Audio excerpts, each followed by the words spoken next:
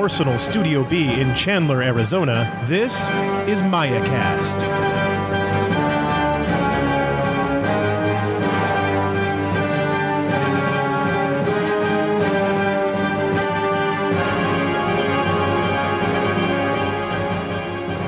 Welcome to another edition of MayaCast. I'm your host, Tom Shadle. And I'm your host, Skip Parcell. And this is episode 149 for Friday, September 15th, 2017, Treason. Coming up on today's show, we're going to talk about ITS 9, the brand new packet, and folks, there is a lot to digest. We are not going to hit it all in one episode. In fact, we're probably not even going to get to any of the specific missions in detail, but we're going to start at the beginning and do the overview and see what's new, because there is a lot of new stuff, and that's what makes it exciting and fun. But coming up first, we do have a couple new events to tell you about, and 3, I think, judging by the number of pages I have. And we will start with Andrade Santos writes in. Hello, my fellow friends from MayaCast. In Stream, I'm Stream. He is Stream. Okay. It's dark on my side of the table. Brazilian War Corps, and I'm organizing Brazil's first major Infinity Open tournament. It would be lovely if you guys could give us a shout during the next recording to help spread out the word of our game. A lot of Brazilians follow you guys, and CB is also trying to help us. Hoping to make Brazil big in Infinity. You're already big in the background, so here's good wishes for you. It's being organized by CPW, one of Brazil's biggest wargaming clubs, and Game Vault, a new store that will soon sell wargames to the local community. Acontecimento Covert Operations, the Infinity Brazil Open, will be held on October 14th at Game Vault in Sao Paulo, Brazil. It's a 300-point tournament, 4 rounds, and a lot of fun and prizes. The link to the OTM, the Online Tournament Manager, will be put in our show notes, along with the rest of the events that we have announced in the past that are coming up soon. So be sure to check them out, including the one that Kip is going to tell us about. Yes, this one is the Rose City Raid 2018 version. This is hosted by Adam Bienvenu. Adam, I hope I said your name right. I remember the last time we were talking about it, I was a little inebriated. But he writes in and says, "Hey guys, I wanted to announce the Rose City Raid coming in June 2018. Rose City Raid is a 32-player 5-round ITS that is going to be held at the Lucky Labrador Brewery in Portland, Oregon. He says we're going to have lots of prizes, including a trophy for the highest bar tab. Oh, I'm winning that. It's a Dire States event, so come over and prove your state is the best. You can there will be more info at infinitythepdx.com. We'll have that link in the show notes. But yeah, 32-player tournament in a brewery in Oregon. I've never been to Portland. I actually might make a road trip for this one if I can have the PTO to do so. PTO to go to the PDX? The last one is not an event. Well, it's sort of an event. It's an online event. It's an online contest. It's over at thecomlog.com. And that's a blog run by Mark Manlapis. And he is currently running a contest that is going to be judged by Coney, Carlos Morales, from... So let me actually read what he wrote, because it's pretty funny. Yeah. I'd be pleased as punch if you would mention this contest on your fancy Space Age radio show. We've just announced that Coney, a.k.a. Carlos Morales, a.k.a. no, not Bostria, the other Carlos, no, not that Carlos, never mind, just call him Coney, will be the judge. And the other judge is going to be his wife, who's a very snap-witted, intelligent, funny lady, and the contest is movie casting the characters from Infinity Outrage. So good. And so you get points for creativity, thinking outside the box, nailing the perfect person, and you get extra points for including pictures of your chosen actor along with each of the characters. And the winner will receive a box of the Outrage miniatures. The Outrage mini box, signed by the Corvus Belli staff. That's pretty cool. So that is pretty awesome. And so you can go to thecomlog.com and look for that Outrage fan casting contest. And so make sure you check out thecomlog.com. A lot of good articles over there. And you want to enter that contest so you can win the stuff. And if you're into being like, you know who should play Knauf? Yeah, Knauf. And then, you can tell them why. I would definitely go over there. I thought it was a freaking cool contest. And they do have an example of one of their castings, and it was pretty spot on. Mm-hmm. I was like, well, I could see that. I didn't answer because I was like, I can't beat that. And he's the guy running the site. So so good. So good. Really good idea. All right. So those are the events coming up. You can check in our show notes for links to those events, plus all the other ones that are coming up in the near future. And we are currently running a contest, and it is the MayaCast MasterGlass Q3 2017 contest. And the theme of that contest is... Hi. I was going to paint my entry, but then I got... So heavy infantry. Yeah, heavy infantry. So single model, heavy infantry. And it's due by the end of the month. You've only got a couple weeks left, and we're up to, I think, 30 entries. Some good ones, too. So far. So it's a big contest already. Lots of participation. Enter to win random prizes because, yes, it's a painting contest for the best painted model. And that person will receive a personalized MayaCast MasterGlass. And... Kip just looked at me wide-eyed, which I assume means Obadiah has not received his yet. That's exactly what that meant. I went, oh my gosh, I did not put that order in. Hey, get it in real soon. He's coming to Arizona Armageddon so he can chastise you personally. You have one job on this show, Kip. You have one job. That's great, actually. Then I will. You know what? No, I take that back. I personally waited because I knew he was coming to the Armageddon, and I wanted to hand it to him personally. And so, excuse me, sneezed. Yeah, heavy entry. Here is how we do the contest. We do one contest a quarter. The winner receives the personally engraved MayaCast MasterGlass from our MayaCast MasterClass painting segment that we occasionally do, sometimes maybe once a year. And so at the time, it was a really clever name. So MasterGlass, and the rest of the prizes are randomly drawn. Unless something tickles us or impresses us so much that we choose one, we reserve the right to do that, of course. But yeah, random prizes. So if you're like, I'm not the best painter, I'm not even gonna bother. No, you should get a heavy infantry model painted by the end of the month and submit it because you could win a random prize. And there are some really good entries, and it's going to be super tough again, I can tell. Yeah. And I know that there's even more good ones on the way. Nathan says he was going to enter this time, but that's what he said about the Alive crew. So yeah, hashtag Nathan still dumb. So, but you know what Nathan did do? What's that? Go to game night Monday? He did that. But you know what he also did do? What's that? Because I didn't. He painted a model for prize support for Arizona Armageddon coming at the end of the month. Oh, yes. He pinged me over pictures of that, and it looks really good. He painted a Fat really Yan Yan, the blasty off keg of beer fire jetpack version. He painted it in purple and white with green accents. It's Buzz Lightyear Fat Yan Yan. It's super awesome, and that is going to be a prize that somebody can win at Arizona Armageddon. So we thank Skurd Studio and Nathan Carnett for painting that up for us because it looks fantastic. And yeah, so thanks for that, Nathan. But back to the contest. We want the miniatures to be, and people keep saying, I don't want to listen to the backlog of podcasts to find the rules. We say it every time. Every time.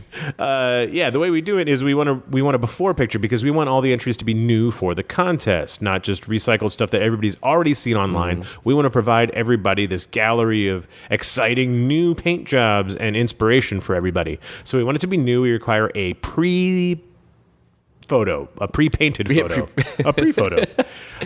It's just before click. Yeah. A pre-painting photo. So primed is fine, or in the blister or whatever. Date stamp it so we know it's new and it's for this contest. Please don't show off the finished product online or all over the place, because we want it to be fresh for the gallery to get everybody excited and so they can be inspired. So those are our pre-requirements. Then we need up to four completed pictures of the painted model. And you can just do front and back if you want, or whatever, but up to 4. And we really enjoy when you name those for us with your name. Just rename the file with your name. So we have, Bill Evans 1, Bill Evans 2, Bill Evans 3, and so on. And that makes organization a whole lot easier for us and keeps everybody straight. We also want everything to come in a single email. We do not want an email that just has your before picture, and then 2 months later we get one with your after picture. We've got to try and, Scooby gang that together and figure out what goes with what and all that. We want it all in one single email when you're done with the whole thing. And you can send those entries into tom@MayaCast.com. And kip@MayaCast.com. And then once the thing is over, we've got them all collated, we throw up a big old gallery on Facebook so people can look at the entries and like and heart and laughy face and oh wow face and hopefully not sad face and thumbs up and whatever all those different things are you can do on Facebook to indicate how you feel about something. And so, yeah. And then we pick a winner, and then the following show we will announce who those winners are, both the MasterGlass winner and the random prize. Any of our random winners. But yeah, the theme for this one's heavy infantry. So any heavy infantry model for Infinity the game is doable. And again, it's single model, and it's one entry per person.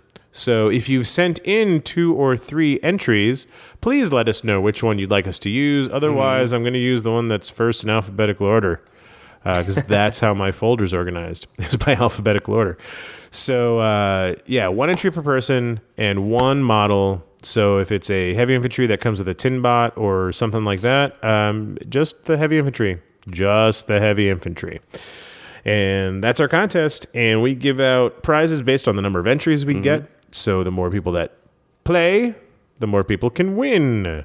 And we do box sets and blisters and sometimes, just random MayaCast tokens or Florian Stitz artwork or all kinds of crazy, cool, awesome stuff. So please join. It's going to be probably one of our biggest ones.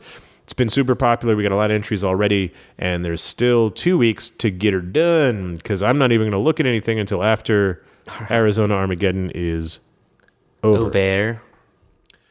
Speaking of Arizona Armageddon, that's going to be an ITS Season 9 tournament. So that's what we want to talk about this episode. So let's get right into it. ITS Season 9 Treason. We just got our asses kicked. Requesting evac. Repeat, requesting evac. Control systems report considerable damage and casualties. You rolled a crit?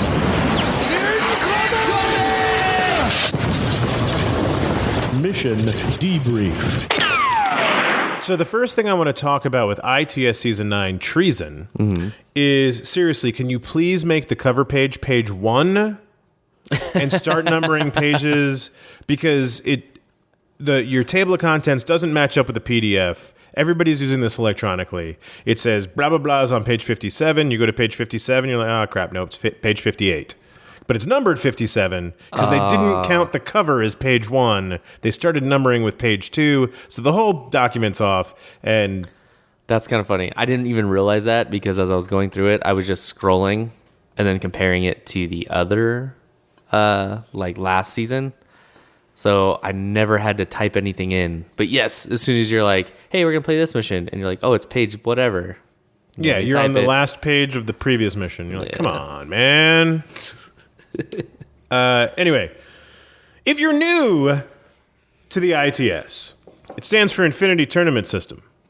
And because a lot of the emails we've been getting are like, you guys are way over my head. Oh. Like, I'm a new player and blah, blah, blah. So, yeah, if you're new to Infinity, ITS stands for Infinity Tournament System. It's their official rules for Infinity tournaments that include an international ranking system that keeps track of your scores throughout the season. It's all done online, and you can all look it all up on infinitythegame.com's website. There's an online tournament manager, an OTM, that it's a tool to organize, advertise, and run your tournaments. It includes like automatically pairing people, list submission. It sends all the data back with the wins and the losses and the points, so it can update your rankings, and they can get data on who's playing what in their tournament lists. And what seems to be really popular and what seems to not be used ever, kind of thing. And so Very good data point. And so that's what it is. And if you submit your event as an ITS, then you have to follow all the ITS rules. Like if you want to do a YAMS tournament or a 2020 tournament, 20 by 20 tournament. 20 by 20, yeah. Cool. Have fun. Do that. But don't submit it as ITS, because it's like the third paragraph of the whole document says, if you want it to be official, you have to follow all the rules outlined in this pack. So standardized way of playing. For it to be a sanctioned event, you must follow all the rules. Don't ad lib or make changes, because I know we all want to be creative, right? And it's, it'd be really cool if we did this. It would be really cool, but then it's not technically ITS. It's the integrity of the international ranking, right? Yeah. Which a lot of people just snorted at, because like, whatever, right? People will submit whatever the heck they want to it. But the idea is that everyone... Yeah. Oh. We're going to play my YAMS tournament and then submit the results as ITS. And, yeah. Okay, I didn't know that happened. Because I don't know if they think they're punk rock or whatever, or they don't care, like, whatever. But, yeah, if you want to submit it as ITS, you got to follow the ITS rules. That's the idea, so that everyone in the world is playing the same game. Yeah. Right? So we're all, no matter where you go in the world, you're all doing the same thing. But I think the majority of people are on the up and up, right? And those not following the strict ITS stuff, you're never going to see them playing in the high importance, like the large tournaments. They're not going to be up the top, right? Because they're not doing the right thing. They're not practicing it. And so they don't really matter, right? Whatevs. But basically, yeah, you want to submit, follow the packet. Easy peasy. If you don't want to follow the packet, don't submit your results online. Still have your event, though, because it'll probably be really awesome and it'll be probably really fun. Just use your own software or your own spreadsheet to calculate results and don't submit it. I was going to say something. I was going to interject because with the way that came off, I'm assuming when you said they don't matter, like the points don't really matter because it's few and far between. Not that the actual people don't matter, right? Because the way it came off is like, the people playing. Yeah, people are going to do what you want and don't, so don't worry about what Bob and Phil are doing. Just worry about what you're doing. Yeah, so I just wanted to clarify that, because all I could think about was anybody is like, well, I submitted one. Are you saying I don't matter? No. Yeah, or that's what you were saying? Can't follow the rules. You don't matter. Okay. Yeah. No, I think the percentage of that is so small that it's not going to really affect things or whatever. Exactly. That was the point I was making. But your ranking, very, very small, so it doesn't really matter. They use an ELO system like chess to come up with your ranking. But it's not right, and it doesn't actually work. But they're still trying, and maybe one day they'll get it. There are 3 rankings. Here's an example of how the ELO system doesn't work. I was just going to ask you that. So he was like a Hungarian mathematician that came up with this ranking system for chess players, so that really good chess players that, that could rank everybody, so you're playing people at the same level, and that if a mediocre chess player beats a really, really good chess player, then they would jump way up in the rankings. But if a master chess player beats a mediocre player, they're not really going to move anywhere because they were supposed to do that in the first place. Yeah. And so the idea is, here's one example. I played the number 2 guy in the country.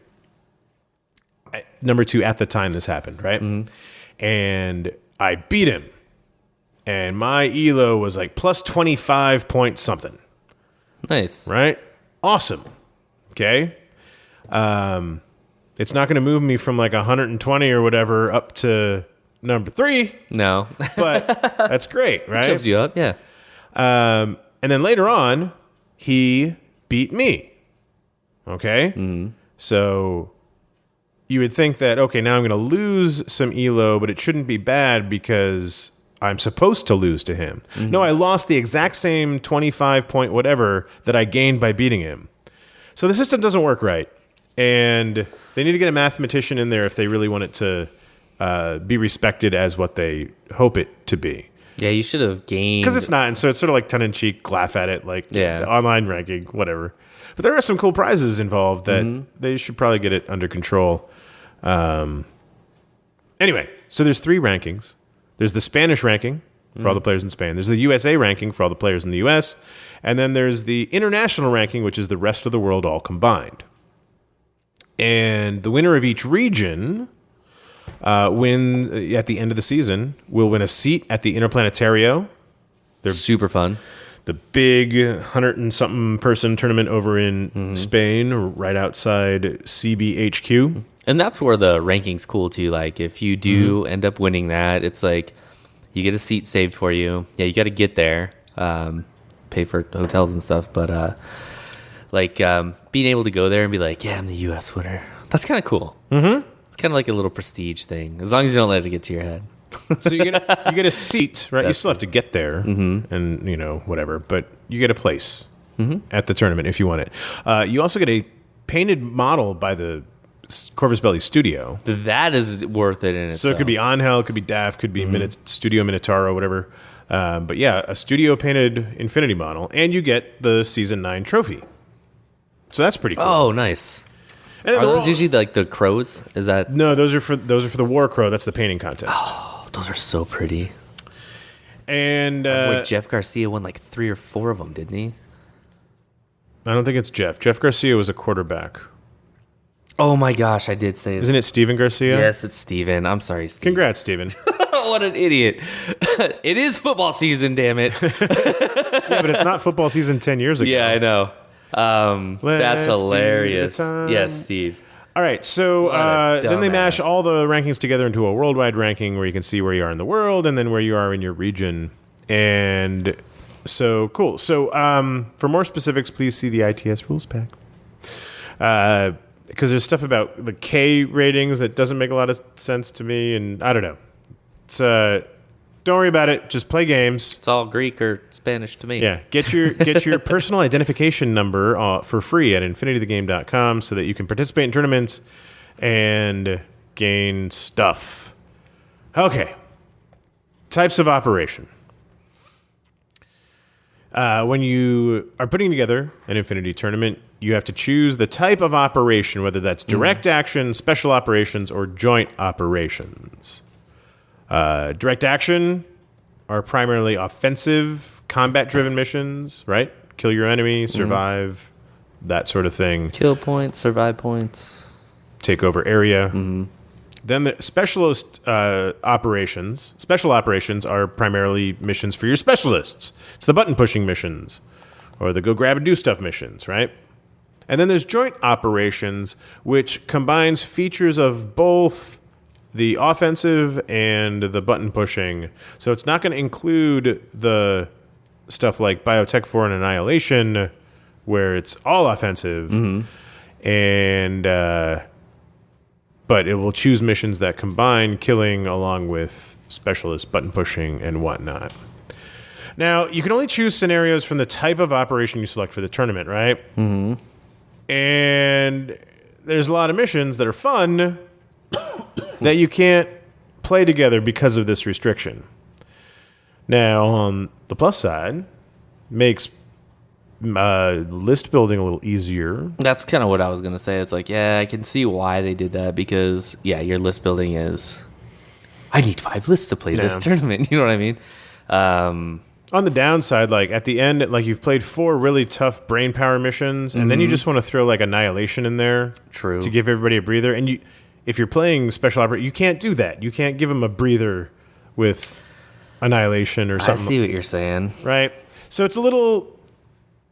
There's upside and downside. And like picking 3 missions out of any category, super easy, right? You're going to do a 3-round tournament, your local store for a Saturday, no big deal. 4 is okay. 5 gets hard. Yeah, when you're doing a big event where you're 5 or 6 rounds. When you're trying to pick that 5th mission or let alone a 6th, it gets difficult because you're like, these are all kind of similar. We've already done these. I'd really like to give everybody a break and do just like Annihilation. Well, it's not even in joint operations, right? So, yeah, it can be tricky the more rounds you go. Yeah, you get, I mean... But on the other hand, it makes sense because you get to focus your lists in a certain direction. Do you prefer to do joint operations then? Like when you're planning for Armageddon, does it make it a little bit easier? Well, this new one actually looks like it's harder. Yeah, last year I did like the joint operations because you could do a little bit of this and a little bit of that. This year, this year I went just special operations. Really? Because All Spec Ops. they were much more interesting. I don't know if that's the right word. I would agree with you.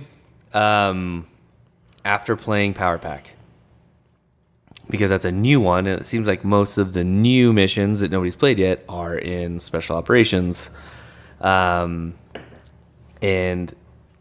that was super invigorating, because you're like, I've never played this before. This is crazy. Awesome. It's new. It's fresh. Well, not only are the new missions new, but as we're going to talk about, all of the missions, even the ones you thought you had a handle on, those are new as well. And that... Could you hear that? Oh, yeah. Absolutely could hear you pouring wine on air. That was Cabernet Sauvignon. Welcome to the NFL Infinity Sommelier podcast, where we talk about Cardinals and Eagles and Cabernets. This is a 2013 and vintage Cabernet, and I'm drinking Cabernet because it's less calories than beer, and I'm in a competition right now. Is that like a $6 bottle? $6.99, baby. Oh, okay. It's a good value one. So, yeah. Season 8 had rules. Season 8 had rules like Scarface was available as a mercenary to all these factions that didn't have tags. So it was a convenient little... Well, he's a mercenary. He'll work for you, right? Mm-hmm. It had the Alive crew that anybody could take, and if you took all of them, they were regular and all that cool stuff, right? It had tag pilots, right? That came out in the ITS pack, that all your tag pilots could get out and be specialists and do stuff. Super cool. So, my question is with Season 9, what holds over and what goes away? Because Season 9... So, Army's not updated yet. The time we're recording this... Yeah, it's not. Army has not been updated to Season 9. I imagine their whole format of allowing mercs, which we'll talk about later, is causing some challenges to the people who design the Infinity Army. Anyway, so Army's not updated. Season 9 comes out. So does Scarface go away? Because he's not in the rules like he was for Season 8. He's still in Army because Army hasn't been updated. But since it's not in there, will that availability stay? Will it persist? Or will it disappear? Once it's updated, we'll know. I was assuming that he goes back to normal. But like when we talk about the different things later, like he could still work. But now Deadly Dance and Show of Force, right? These are missions in the ITS pack that require a tag. Oh, that's a good... friggin' point. You can say they don't require a tag, but they're worth, 3 or 4 extra... Yeah. Or more extra objective points. Yeah. And that's huge. So, they're not required, but they certainly, if you want to get your 10 objective points every turn, you have to have one. And it's like the only way U.S. Ariadne can do that is because Scarface is there. So, if Scarface goes away... Are you even going to run Deadly Dance or Show of Force knowing that you're going to alienate anyone playing Ariadne, Steel Phalanx, Assassins? I forgot Steel doesn't have them either. Onyx. No, Onyx has a ton. Never mind. They have a bunch. They don't have smoke. No. like that those players like a lot of people have more than one faction and be like, oh, Deadly Dance, well, I'm gonna bring my Pano then or whatever, or like, no, I only play Steel Phalanx. I was just gonna say, ha ha ha, Ajax is a tag, LOLs, but he's not for the purposes of that mission. So, well, I'm just not going to go to the tournament. It's tough. That's a very, very good point. Or is it a permanent AVA rule now for Scarface and Cordelia? Who knows? Hopefully we'll find out soon. Hopefully Army will be updated. Hopefully all the questions will be answered. But that's season 8. Yeah, no, I was just Season 9's also you had me totally thinking right now. Yeah. Like that just got my gears. You know what really grinds my gears? I roll to disbelieve. Yeah. Season 9 also has rules. First one is they're messing with your classified deck. Yeah. All your HVT retro engineering cards, those have been replaced with HVT kidnapping cards. So if you don't have the cards, okay, and you can get them, there's like this new ITS printed pack that's coming out with a booklet, and you get the 4 cards. And oh, really?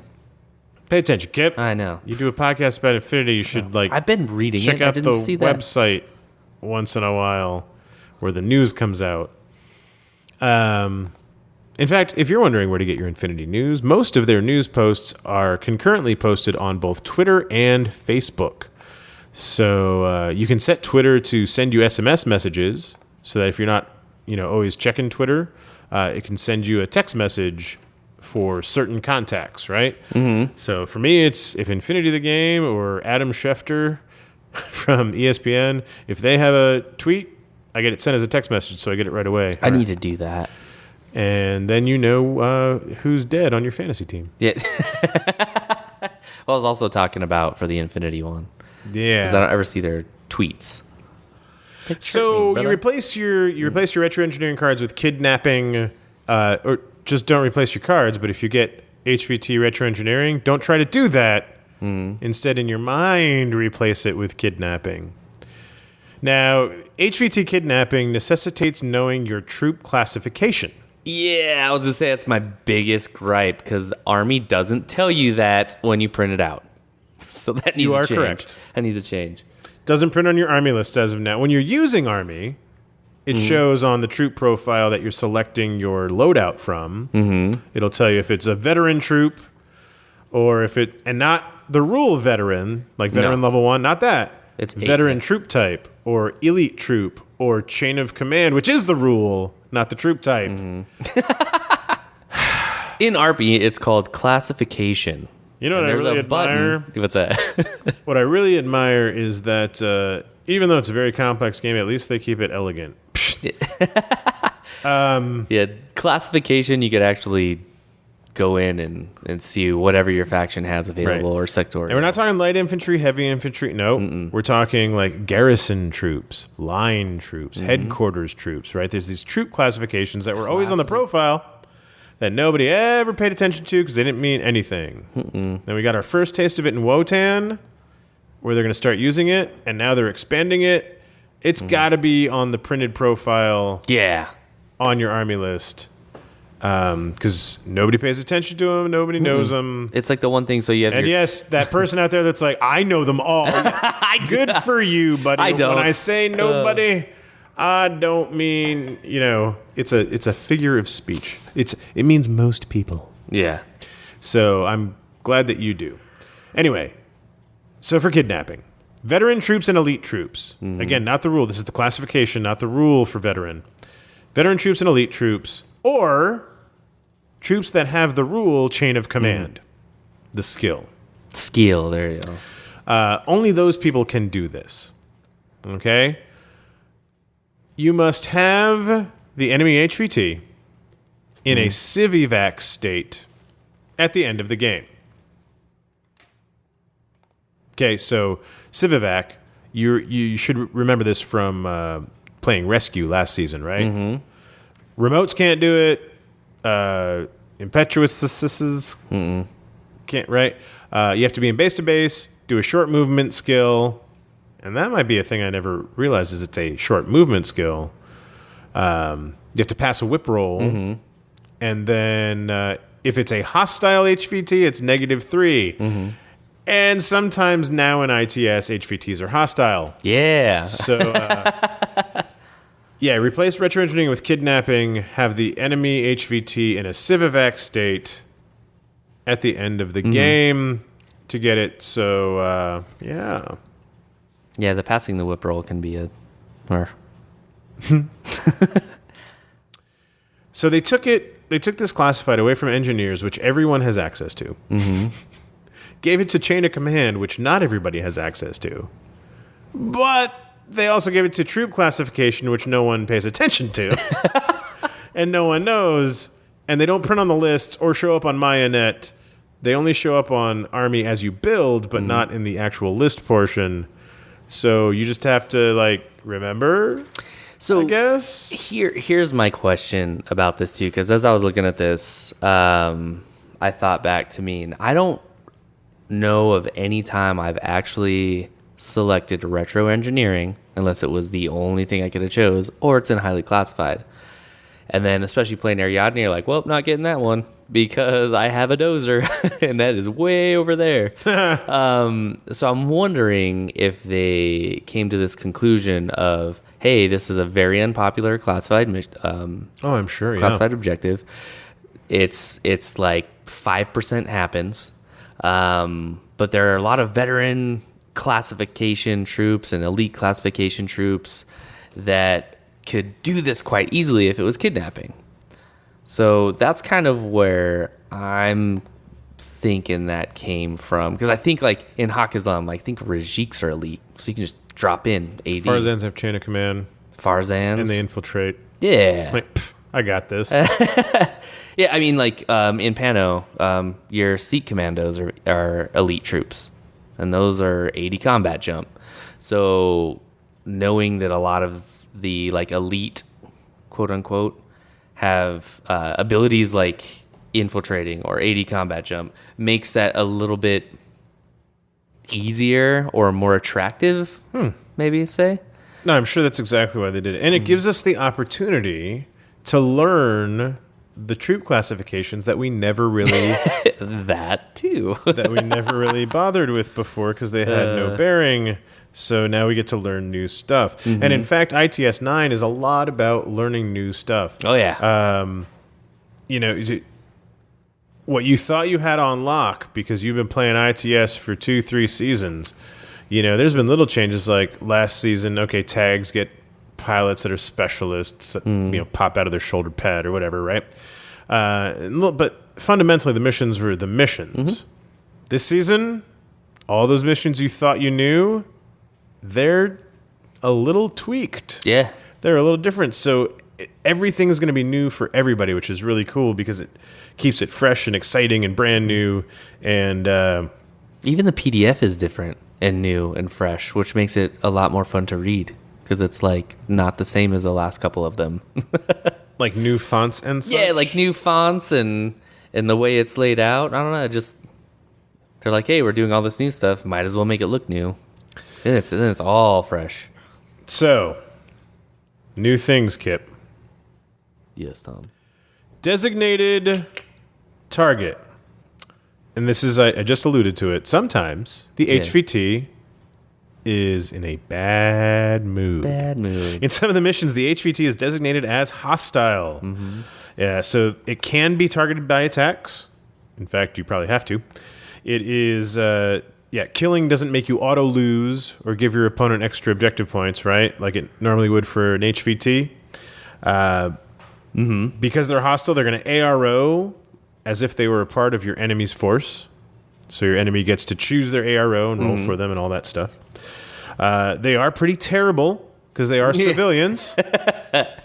So if you've been moaning about, I tried playing Hakazlam, but the ballistic skill 11 is killing me. These dudes are ballistic skill 6.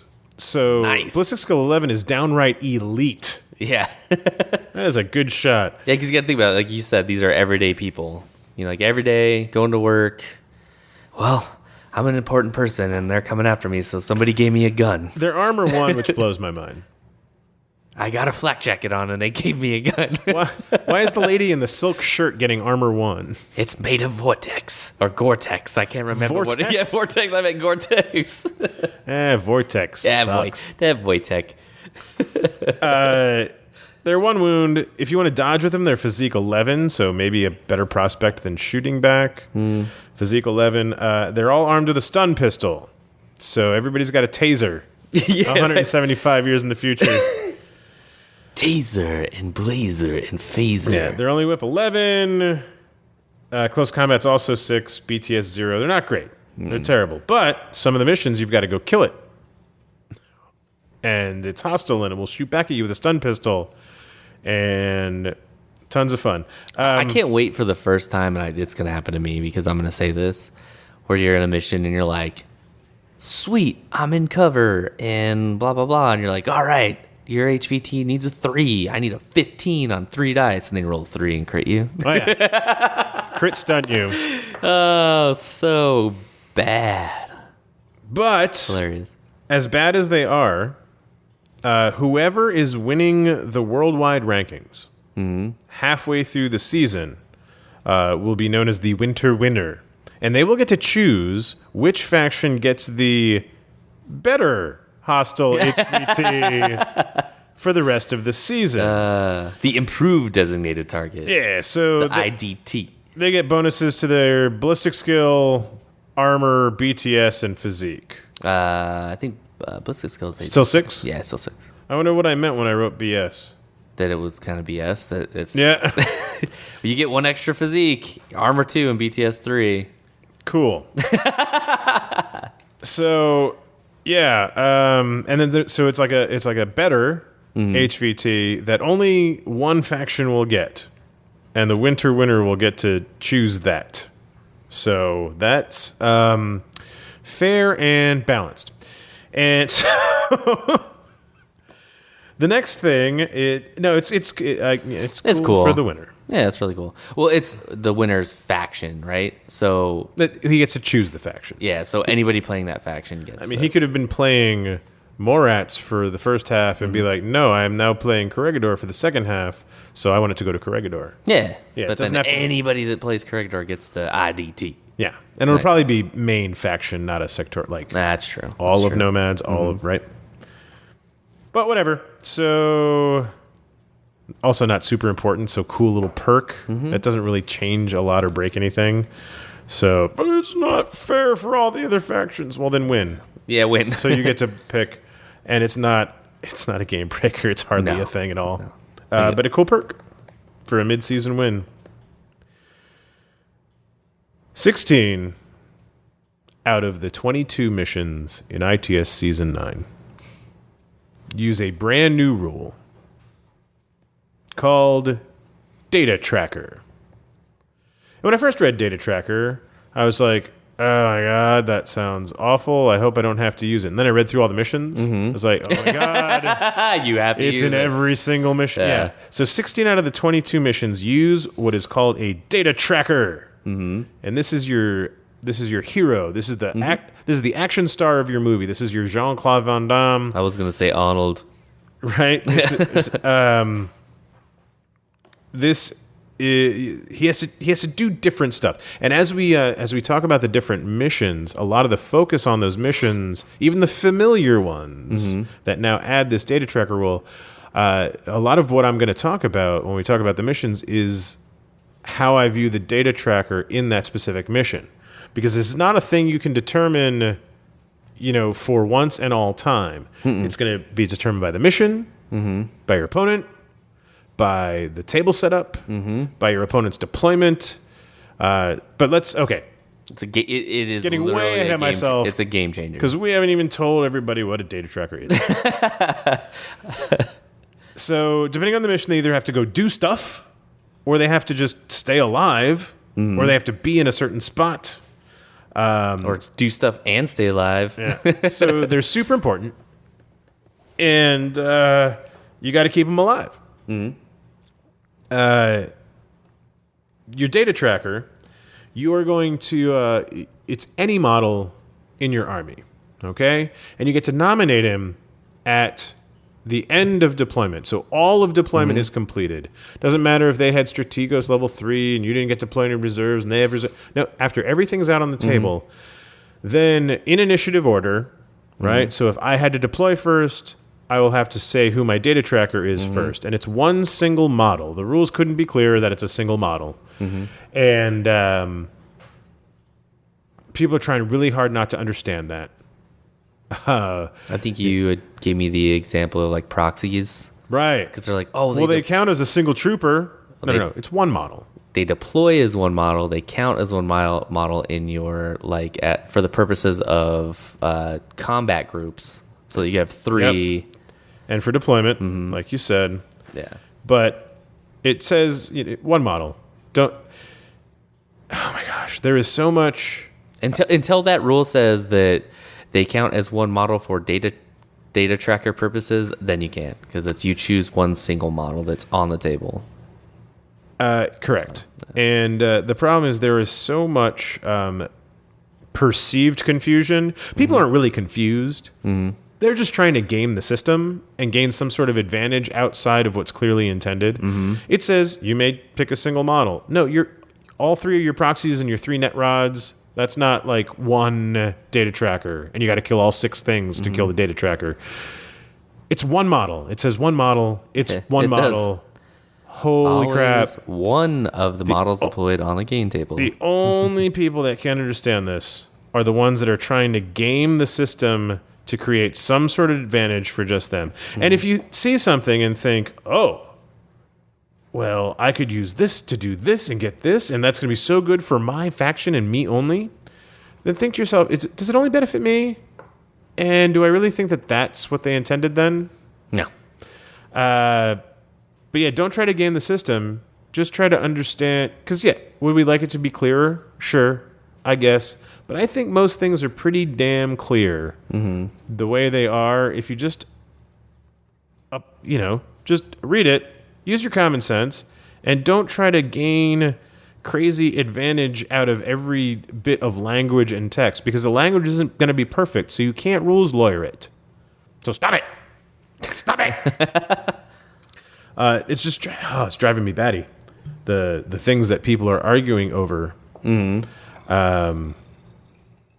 Yeah, if you think you've come up with something clever, ask yourself, that seems too, does it seem too clever? Do you think they intended for my one specific case that I thought of right now to be super better than everybody else? Or did they intend it to be fair and equal? And they probably intended it to be fair and equal. So your secret corner case is probably not going to apply. Yeah, because the ITS that's what it's made for, is to make everything an even playing field. To an extent. So experience and skill will always trump on the playing field, but yes, as the rules go, every army is not, they're supposed to be on an equal playing field. Yeah, all of these quote-unquote rules questions, and I'm not talking about things where it says the text says 16-inch deployment zone, but the map shows 12 inches, which is right. I'm not talking about stuff like that. Yeah. But all of the other stuff that people have been arguing about since the document dropped, it's like, if you can't understand what they meant, it's because you're trying to game it for advantage. You're actively not trying to understand. You are trying to break it in order to gain some sort of crazy advantage. And so stop it. Stop it. You know what they meant. Now knock it off. But by the rules, by the letter that they wrote down, oh my God, they're Spanish. And it's translated, and, right? It's just supposed to be fun, so knock it off. Anyway, data tracker. One model, right? One model. After deployment. Model can't be a remote. Nope. Model cannot be irregular. Model can never be in a marker state.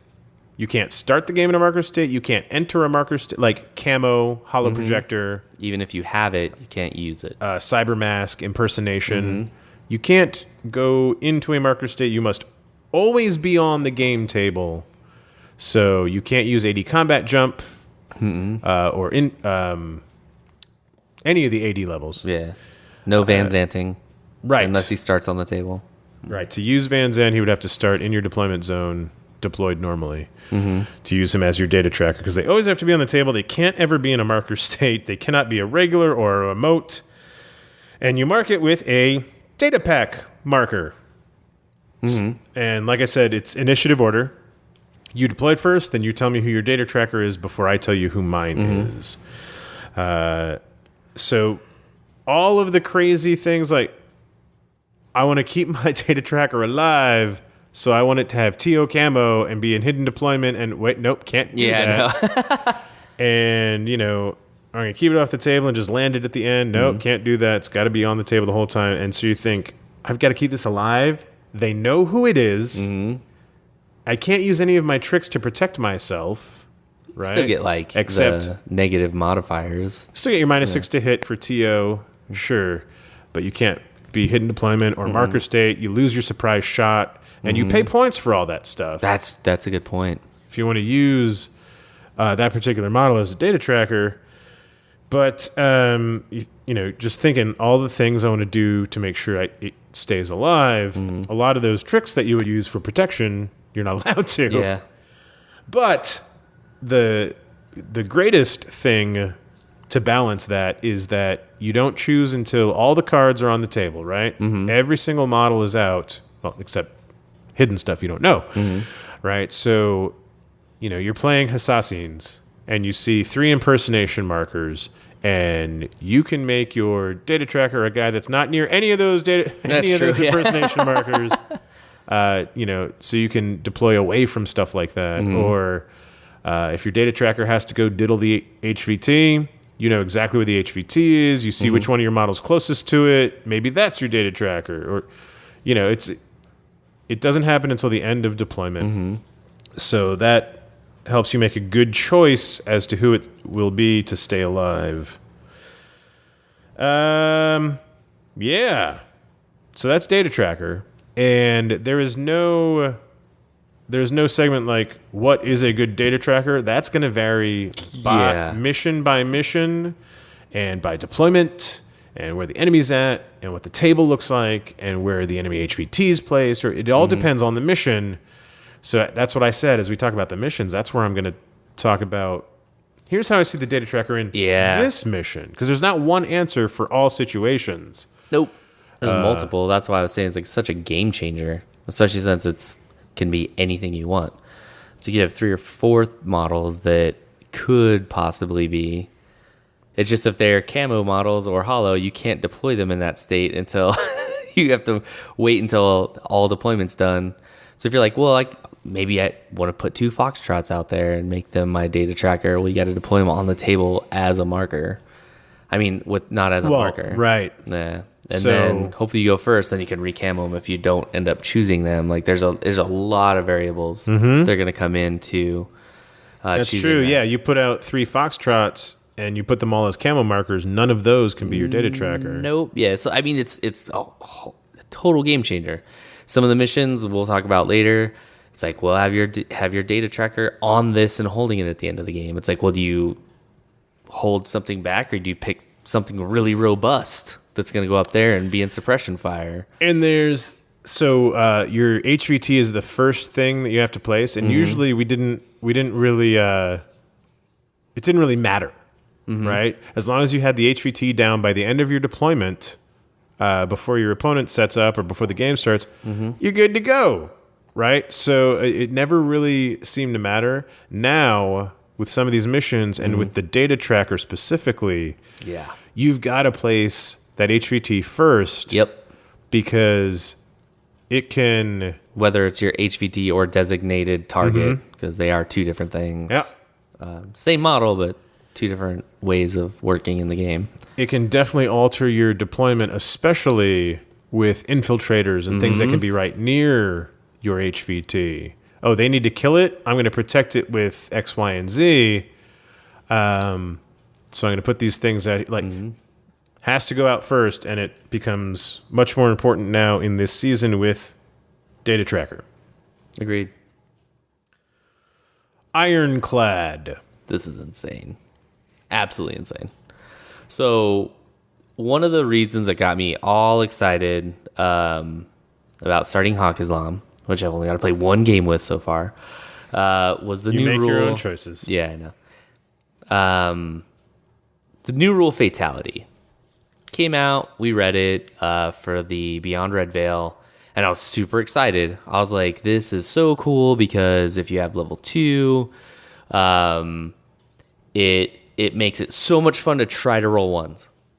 Like, I don't even, like, when we were both playing, Tom and I, it was so fun that even after he subsidized Tariq, he still got to roll the 1 for the crit. And it was it was way more satisfying to get the 1 crit than the actual number that you need, because it's just fun to try to roll your either faction symbol if you're using the infinity dice, or just be like, I rolled a 1 and I just smoked you. It's so good. And as we were talking about in post game, I will remind you once again that on that particular roll, when I crit you on a 1, 1 is actually also what I needed. That's true. I was at negative 12. That's true. To hit the 12. I forgot about that. But yeah, it's so cool. Was so focused on that part of it that you forget about the level 1 a lot of times, which I did the first couple times I shot, which gives you +1 damage to your weapon, which is also very freaking cool. In the Season 9, with the Ironclad rule, any troop possessing the tag troop type, so anything that is a tag, they gain Fatality level 1, which means they don't get a crit on 1s, but now they get +1 damage to their weapons. Because the crit on 1s is Fatality level 2. Yeah, level 2. But level 1 gives you +1 damage. This means that you get damage 16 HMGs and hyper rapid magnetic cannons that are shooting 5 dice and are damage 16s. Oh man, it's crazy. Damage 16. There's not a lot of tags with snipers, but like the plasma sniper does. Damage 15 rocket launchers, damage 15 rocket launchers. And that's only with ballistic skill weapons, not direct template weapons, because as soon as this came out, people were like, "Oh, my Sphinx with double flamethrowers." The flamethrowers do not get it. It has to be a ballistic skill attack. +1 damage to ballistic skill weapons that use the ballistic skill attribute. But that does mean that those plasma snipers on an overdrawn are damage 15 plasma templates. Even with the template. Good night. It's ridiculous. My favorite thing, though, is the HRMC. You see my new purchase from Monday night? Oh, yeah, the overdrawn. I supported my local game store by buying an overdrawn. That's funny. But they also have the HRMC. So it's like, do you want damage 15 templates? Or rolling 5 dice on 16s, like damage 16. Almost 20 points more for the HRMC than it is for the heavy rocket launcher. Oh, yeah, and the rocket launcher is now damage 15. 2 heavy rocket launchers, burst 3. The only downside to that 57 points for the heavy rocket launcher version is he's not capable of suppressing. Yeah, that's kind of like the HRMC. But it's but for 20, it's huge. 20 extra points. It's a lot. What? Combined, you can't make up the orders. That's actually very true. It's hard. But yeah, any tag, like that's nuts. That means your Spitfires maybe are now damage Onyx, 15. because you get the efficiency of a Unidron link team or something. The Zeodrons are fire teams, but again, no, I'm talking about if you take the overdrawn HRMC, you might.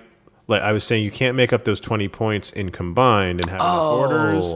But in Onyx, you might be able to because the Unidron Link team will be a little more efficient. Yes, and that is actually I have run that, and that's why, because you're like, oh, I have all these cheap Unidrons, throw the overdrawn in there, it's really nice. But yeah, all those small tags that are like, we're talking combined right now, but the Zeos, the super jump, Kinharis with the Samaritan, you're usually running the Red Fury and the multi-rifle. Well, now those are all damage 14, man. And they're shock or AP. That's crazy good. It's like having Spitfires on them. It's nuts. Anything with the Spitfire is damage 15. Like I said, multi-rifles on like some of the litter boxes. The litter guys. what the hell? Wow. Are now damage 14 with double action or AP. That's absolutely insanity. But yeah, yep. Mark 12s are damage 16, like geckos. So What? any ballistic skill weapons that use the BS attribute +1 damage. As long as it's a tag. It's Scarface. Scarface has 2 Mark 12s. 2 Mark 12s. So that means he is burst 4 damage 16. Ugh. It's basically like a short range HMG at that point. So, Ridiculous. Ironclad, yeah. Combat groups. Speaking of expensive things and, trying to get enough orders. This is one of my favorite changes. Well, yeah, we've said it all last season. I hope this is something that they keep. And they did. All single combat group lists will not be affected by the strategic use of command tokens that take away 2 orders. So that was like... A freaking za, man. Yes, love it. So it was like we had... if it's limited insertion, then you don't get to use them. Mm-hmm. Now it's if your opponent has 1 combat group, you can't take 2 orders away from him. So that is one of the best things that they could have done. It's to balance already the game. changed my list writing. Because in combined, I would get 12 orders. Well, now I don't want 12 orders because they're going to take 2 away. And then my other groups just... like Noctifer missile launcher that's hidden anyway, so I don't have the order on the table, and the Evo hacker or a flamethrower drawn repeater, Icadron, Icadron Batroid, and a Noctifer. That's group 2.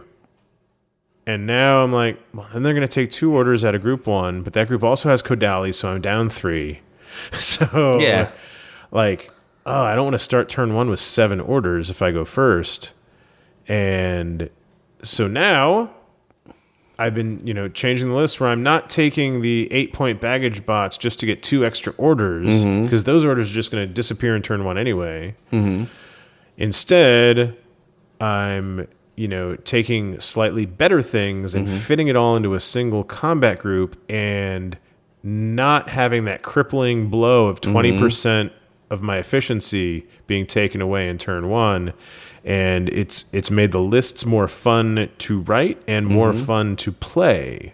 So I'm like, here's a couple of 8-point stupid things, so I get some regular orders in order to fuel the.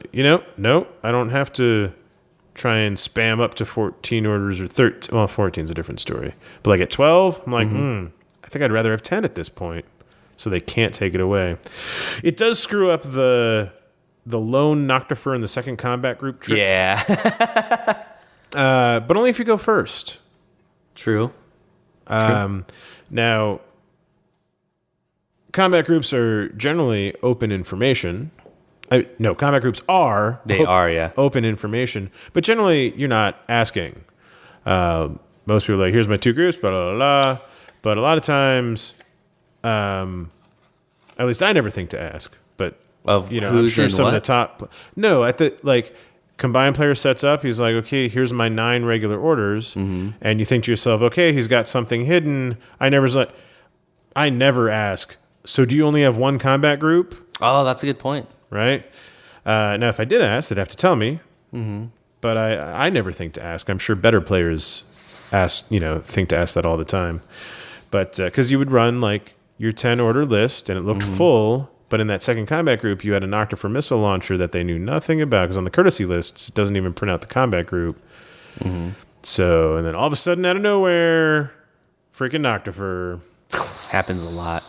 I always forget about that damn thing. So it kind of it screws up that one trick. So it gives you the opportunity to learn a whole bunch new tricks for the new season, which is what's exciting and fun about the new season. People, when ITS was first introduced and it had all the specialists and you had to go do missions, there were people that quit the game, right? Oh, yeah. Totally. And it cracks me up. My 2 Grigio list isn't going to work anymore. Or it's like, why do I got to take forward observers and all these blah, blah. It's crazy. Because now it's just a norm. Right, just rage quit. But Yeah, but it now made it everybody's used to it. so- Well, here we come to another paradigm shift, right? Yep. And so people's diapers are full and ripe. I love it. I absolutely love Yeah. it. It's like you got to change it up. I'm always 95% of the time thinking of the positive in things. So when we had the first change, me who had to make up every single thing was like, no, this is awesome. Like we have organization, and now you have to take models that you normally are just like, because you can't just power game everything now. Because like everything used to just be power game. Like it was like, I'm going to take the biggest, baddest guns and kill everything. Mm-hmm. And no matter what you try to do with like special missions, with whatever tournament system we had, we mainly did yams. And the tournament cards that I had printed, but it's still, you could use the power game. And then when these first lists came out, it was new and it was crazy. And I remember making lists. I'm like, oh my gosh, I would never take these guys. Mm-hmm. It's so crazy, but now they're really awesome. And now that's the norm. It's how you think. It's just, it's reaction. Honestly, you don't even think about it. You're like, well, I need this, and this. Now we're on that whole new, we're like Aladdin on the freaking magic carpet. It's a whole new world. God, don't sing. Whole new Don't sing! Oh my God. I apologize to everyone. Fantastic ITS. Yeah. So, all these new things that are going to completely change, not completely, but they'll add new twists to things that you usually wouldn't take. It's awesome. Yeah, it's gives the opportunity to learn new ways to play. Because why would you want to just keep doing the same old thing? Anyway, so new cool stuff. Next up for cool new things, are the concept of CBLs, closed battle lists. And so I guess because Pano, quote unquote, won Wotan, congrats, they get the CBLs, the closed battle lists. Basically what it's doing, it's giving a glimpse into a new sectorial.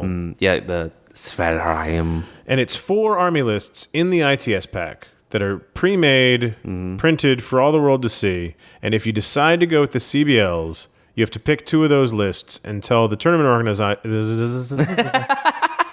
that guy, easy for me to say, you got to tell him which 2 you're using, right? And they It's like A, B, C, D. Yeah. And so it's a way that they can give you a glimpse into a new sectorial. These particular 4 are for the Svalrima Blizzard Force. Blizzard Force.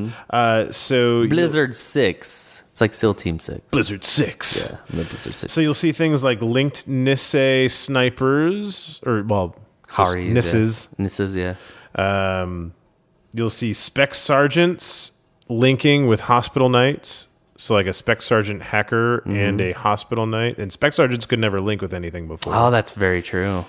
So you'll see that kind of stuff. I think 2 of the lists have only 9 orders in them. So that's brave. I'm actually looking right now. They all have 10, Jodems. 8 and 1. Yeah, 9.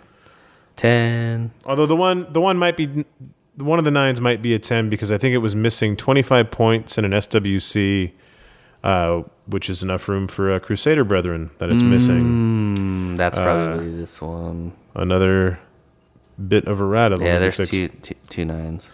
So, it gives you a glimpse into what a sectorial is going to look like and play like. They all come with a Yodam. I was like, all of them have Yodems. And they're all single combat groups. So no interesting additions. Saito Togan and Lucian Sforza make their debut in Pano. Oh, I didn't see Saito. How did I miss that? I saw Sforza, and I was like, oh, that's and cool. What is Saito equipped with that Pano's never had before? I'm trying to find the list that he's in. What the hell is he at? He's equipped with smoke grenades. Oh, they're in Kip. the same one. Saito Togan has Yep. smoke grenades, Kip. Yeah. Pano's never had smoke grenades. And infiltration. Pano has linked MSV troopers in these closed battle lists. Why the hell is Saito Togan working for Svalheim? We're going to find out. Well, because Wotan Gate was guarding travel to Svalheim, Oh, that's true. where Yujing and Pano, right, both had. That's true. And who knows? Maybe this is an insight into why it's called treason. True. Maybe Saito goes over to Pano and breaks away from Yu Jing. Who knows? That's a good point. Very good point. Who knows what the treason is? That's very, very true. But, yeah, so he's in there, and now you've got linked NIS MSV2 That's dirty. with Saito Smoke. That is dirty. Yeah, so enjoy that. But it's 4 lists that everybody will know what's in them. That's the only thing Do you have any surprises? That's the only thing I don't like because, and not everybody would do this, but I mean, I would. I'm going to study these because I think they're cool. And I was like, oh, if I played Pano, maybe I'd like that. And if you have looked at these enough and can recognize them on the table, there's no surprises. If, like you see a TO camo with a couple Fusiliers and Nisei and Sforza, well, Saito's somewhere. He's either the TO or if you put him hidden, I know he's on the table. The other thing is everybody's going to know your lieutenant. So, yeah, if I see somebody being, I'm playing closed battle group and I see Sforza on the table, I'm like, I'm killing your Yodam because that's your lieutenant. And there's no hiding that. I like how you say I'm killing your Yodam because it's just that easy. No, it's not that easy. Well, actually, it's not. Yeah. In the right circumstances, it can be, but I took on a Yodam with some Spitfires, and yeah, it took me rolling. It took Ian rolling ones for me to Liam, not Ian, Liam, the other Sunshine guy. Rolling ones for me on his armor rolls for me to get past that thing, but So yeah, what do you think? What do you think of the concept though of showing off a little bit of what future sectorials might look like? I actually think it's amazing because it's the appetizer, so it gets you really excited for the main course, especially if it's good. If it's a bad appetizer, then people are like, eh. But this is a really good way to introduce things, and honestly, I wish that this is how things will go forward, because with Infinity being able to update so quickly through PDFs, I don't think we have to wait for books anymore, because everybody's like, when is the Acheron Falls? When is this? When is that? When it honestly, worldwide, it's just starting to take off as like gameplay. We've been playing it for a long time, but that doesn't mean that new people aren't coming on every day. And it's definitely not like, it's way bigger now. And I think that it is a blip on the map now. I think it's actually setting a standard for a lot of things now. But you don't need books to come out with that. Like you can do little things like this. We're like, hey, halfway through the season, we're planning on this sectorial. So here's your other taster. And when those come out, we don't need a new book like we had already talked about. Like you can do the army pack like US Ariadna was, and it was released completely solely through this. So like doing the little tasters to kind of test it out is really, really awesome. Because what if they decide that this is too overpowered? Then when the army book comes out, it's like, well, then this aren't anymore. You know what I mean? So it's kind of like you can test it before you finalize it. But then people are getting a little bit of what they want and not having to just wait and have it all at once. So you just gorge yourself. So I'm digging it. The only downside, like I said, is everybody's gonna know what you play. I don't really care about that though, because I've grown in this game playing factions where everything's obvious.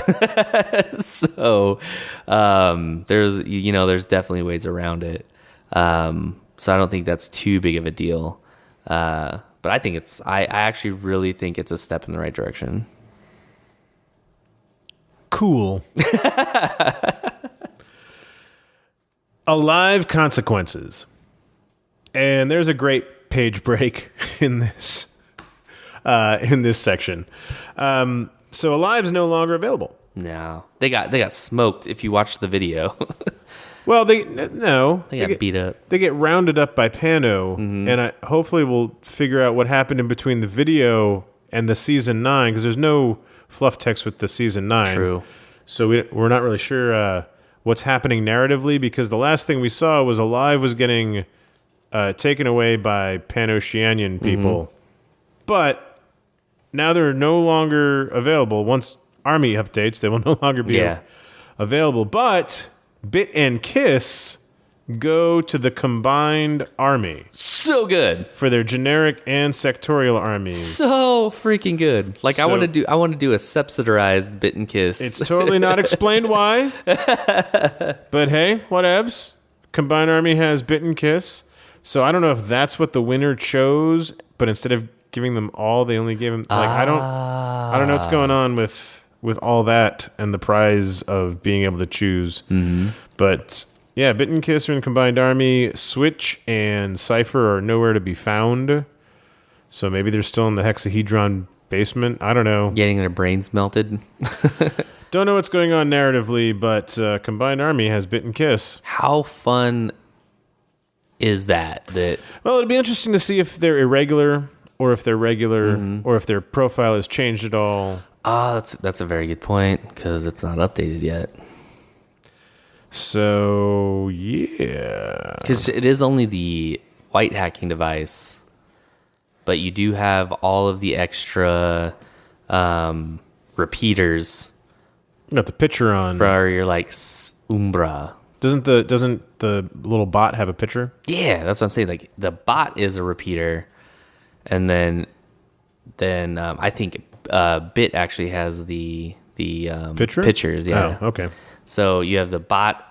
Oh, and the Fast Panda. That's what I'm thinking of. You have a Fast Panda and then two pictures. So you run that with like some of your other combined hackers. Well, and all that's maybe because again, Army's not updated. We don't see what she has. Could be irregular. Could be regular. Could have all those things. Could be completely different. Who knows? And if it's like last season, these little things like tags getting fatality, right? Every few months, they may do an update where new things unlock. So maybe in 3 months, we find out what happened to Cypher and what's his name? Switch. Did he switch sides? Yeah. That could be the treason, Kip. Yeah, that's true. And hashtag not the treason. Yeah, so maybe every 3 months, a little update will happen. And wow, an entire bottle of wine. You go. And we're only an hour, 17 minutes into I started recording. this when I got here. Okay.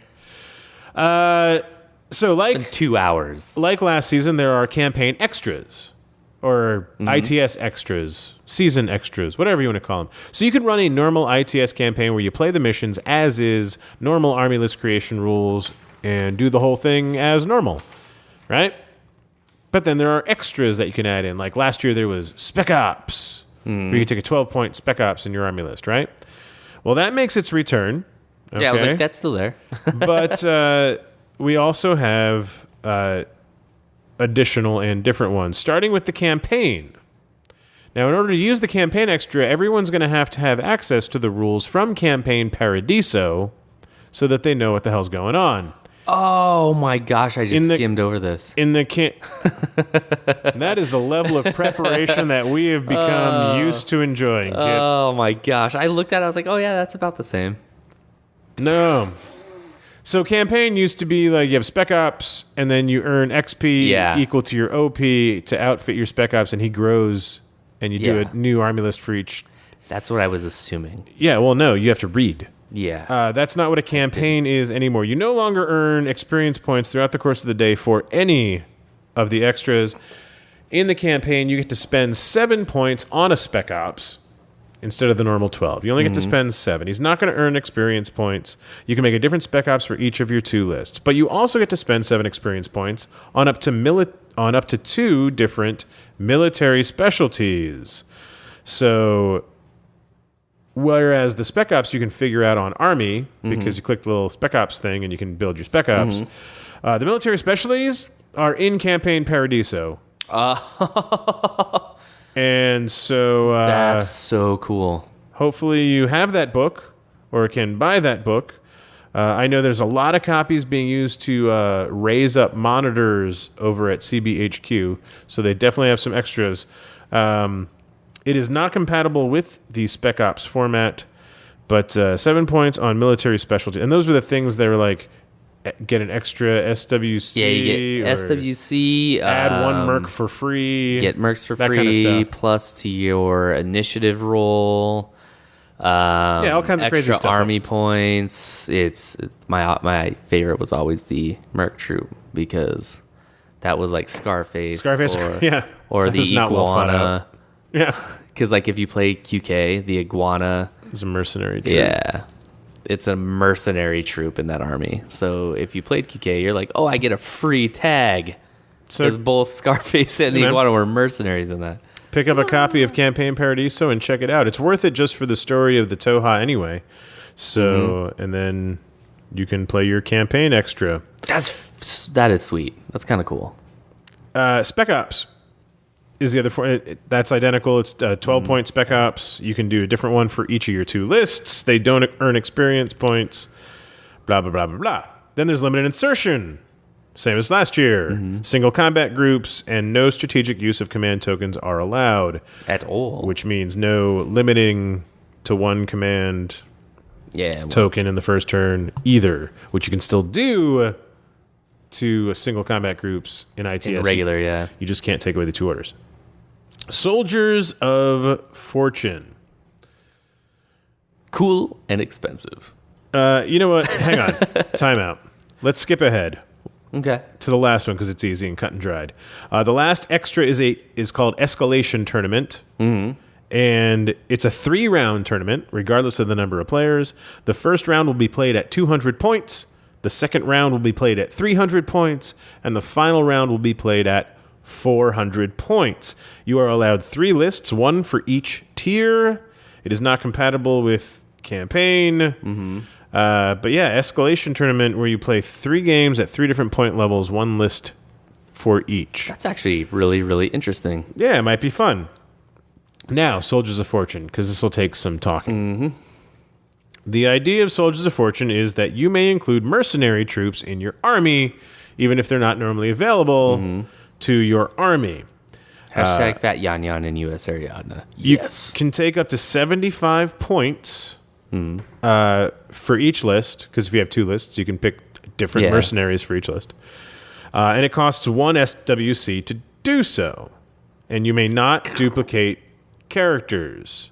Yeah, it's like no. Well, like QK has McMurrow. You can't take McMurrow because he's in QK, and then McMurrow because he's a mercenary. Yeah, exactly. So no duplicating characters. But the line says respect the mercenary availability, ignoring the limitations set by the army or sectorial. So what does that mean to you? So Do you replace the availability of what's in the list with the mercenary availability because that's you have to that's what I thought. or do you add the mercenary availability to what's already in your faction? So if you can take 3 yuans, and mercenary availability of yuans is 4, can you now take 7 yuans? I would say 4. Well, that's what you would say, and other people would say the other thing, and so this desperately needs clarification because nobody really knows how Soldier of Fortune works. The other thing is, So it's the your 1 SWC. Is that per mercenary you take? No, it says fielding mercenaries costs 1 SWC. Well, that's not what it says, though. You're paraphrasing. Well, if you read it, each player can include 75 points of mercenary troops in their list. Fielding mercenaries in this way costs 1 SWC. So if you read it in context... Fielding mercenaries in this way costs 1 SWC. So I'm going to field McMurrow for 37 points, costs 1 SWC, and I'm going to field Senior Massacre for whatever points he is, and that costs 1 SWC. Fielding a mercenary costs 1 SWC. So, but see, that's this reminds me of freaking N2 that used to drive me crazy. There's bullet points. You can include up to 75 points. It's a legitimate discrepancy that needs to be clarified. It's the same as N2 though, because this used to piss me off in N2 and you were really good at it, like at playing devil's advocate. Because in my mind, if you want to take up to 75 points, it costs 1 SWC to do so. You know what I mean? Mercenaries taken in this way cost 1 SWC. But there's no clarification. Right, it can easily be interpreted either way. Yeah. all mercenaries are 1 SWC, or mercenaries taken Are one are 1 SWC SWC each? See, I think that if it was each, they would say fielding mercenaries in this way would cost 1 SWC each. Well, no, exactly. We would like for all of the Yeah. the rules to be clear and concise, but it was released, and this is what we got. Yeah, 'cause, like, this is what we have to work with, and it's not clear and concise. It's not- and that can legitimately be interpreted either way, equally as validly. It can be, but if you read the bullet points it's like trying to read a sentence out of context. If you read in context straight down, it's like you get up to 75 points. If you do field them in this way, it costs you 1 SWC.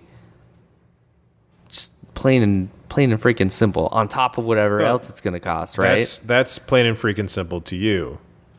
And To other people, it's plain and freaking simple that mercenaries fielded in this way cost 1 SWC, which means that every mercenary you field costs 1 SWC.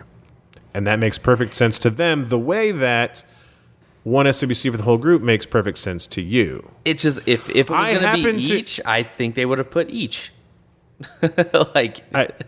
Yeah, and I would love for the whole packet to be clear, but I've got 3 pages of inconsistencies that we have to talk about. It's just like the rule Because where it's it's like not you clear, don't have to put because it HVTs wasn't down. looked at. Nobody got a chance to say, "Hey, Does did this you mean think of this or this?" this? It just came out, and now we've got the consequences of it's not great. Yeah, we'd love it to be clear, but it's not clear, and we'd love it to say each, but we know better after 6 years of this.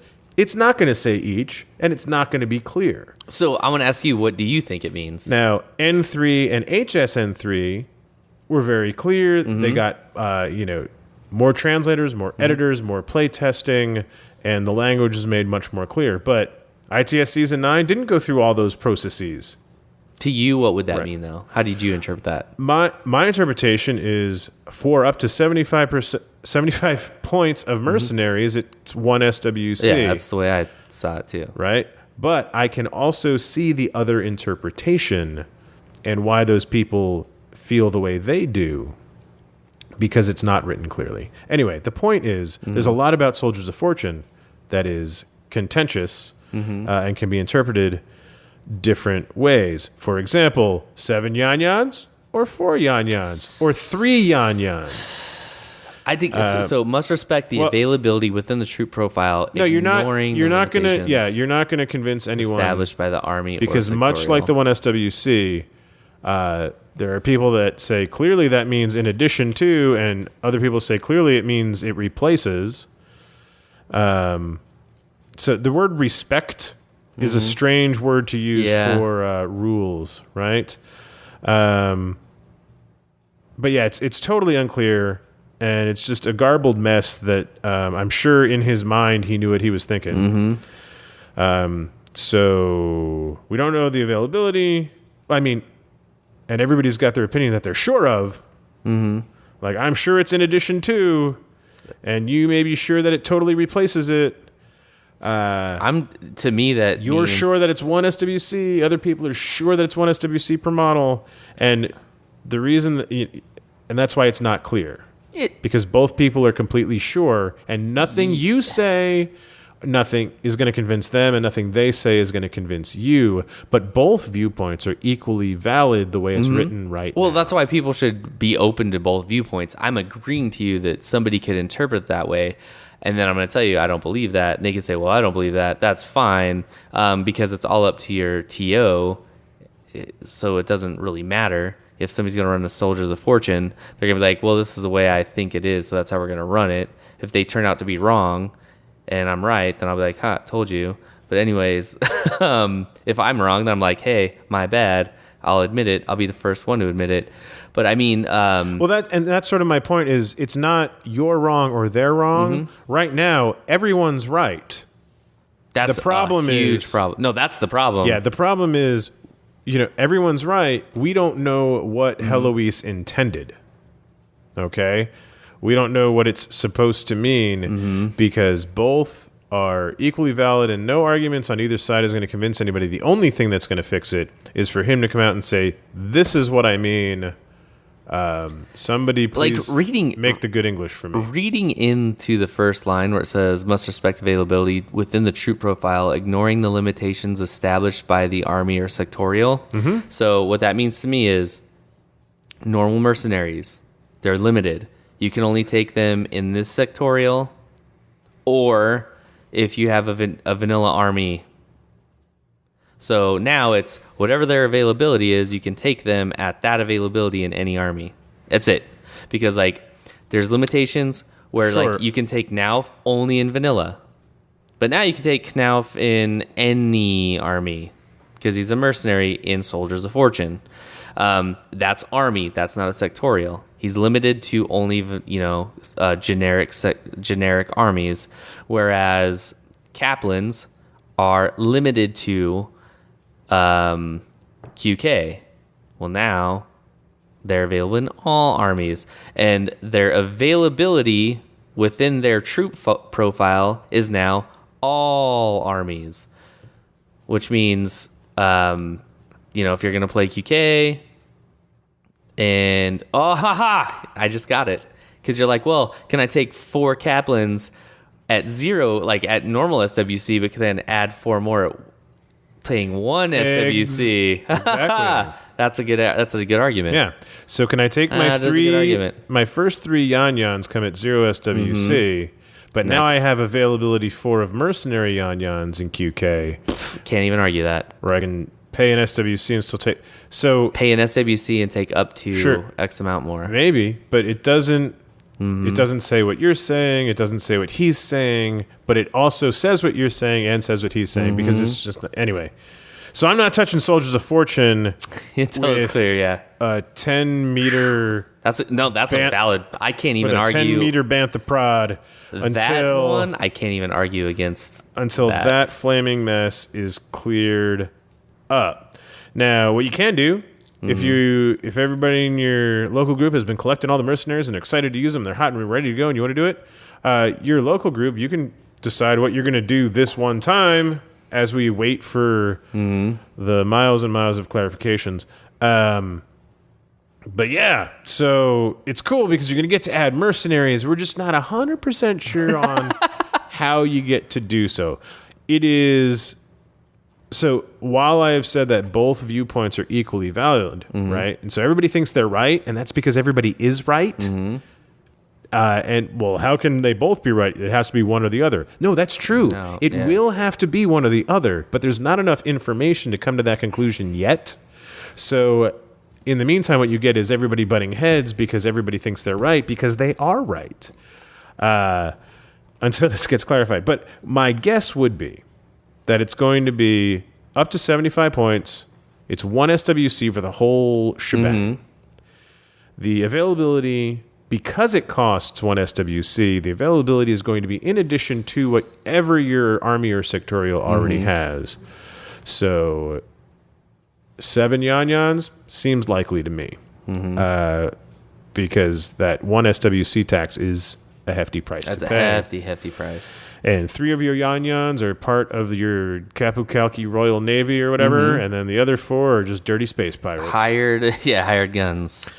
So that's the way I believe it will play out, but and that's probably why that clause is there. You can't duplicate characters.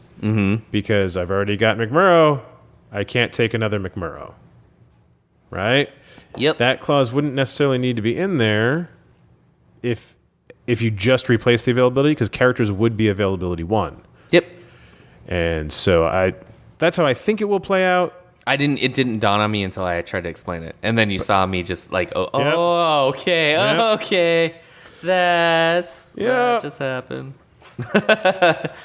So those are the extras. Classified deck. Again, this is probably for the new people because it's the same. It's 40 cards. Every card has a number.